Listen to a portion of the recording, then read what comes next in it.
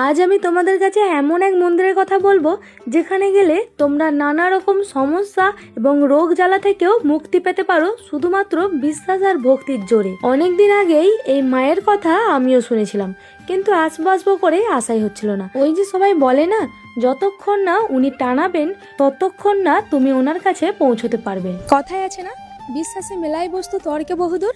হ্যাঁ, সেই বিশ্বাস আর ভক্তির জোরে আজ আমি চলে এসেছি আমাদের ঘাটাল জলসরাতে মা সিদ্ধেশ্বরীর মন্দিরে।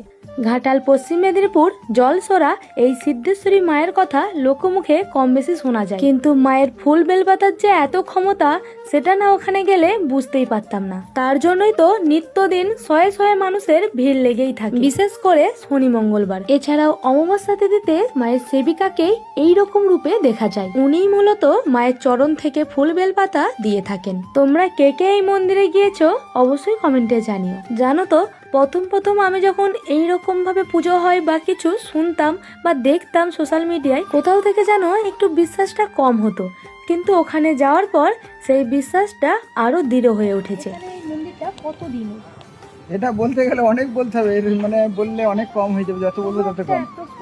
এখন বলে আমরা অ্যাকচুয়ালি মায়ের তো যে আছে আমার অর্ধাঙ্গিনী সেবাই, হ্যাঁ মানে সেদিনটা আমি হচ্ছে সেবাই। তো আমাদের তো বয়স অল্প, আবেগ প্রবল, কোনো সময় আবেগের ভাবে ফেসে যায়নি।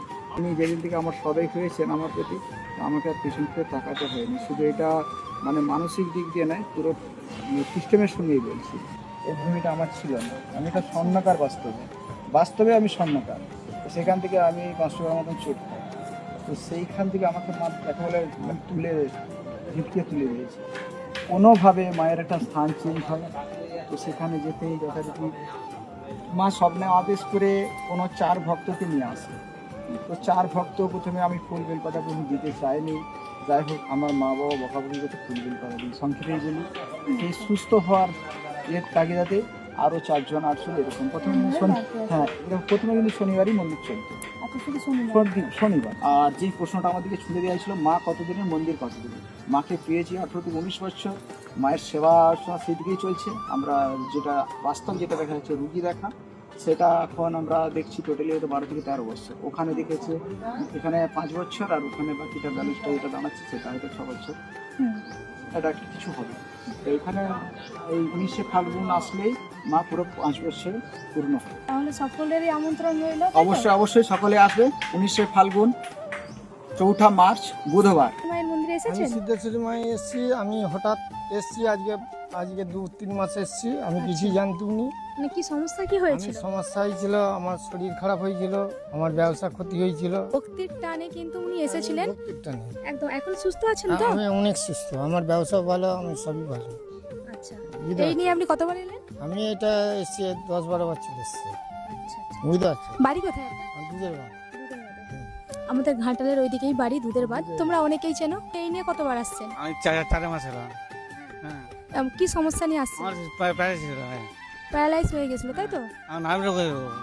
হাঁটতে পারতেন না, এখন সুস্থ? সুস্থ হতে অনেক সুস্থ। কি শুনে দেখে মনে হচ্ছে তো একবার মন্দিরটা থেকে ঘুরে আসি।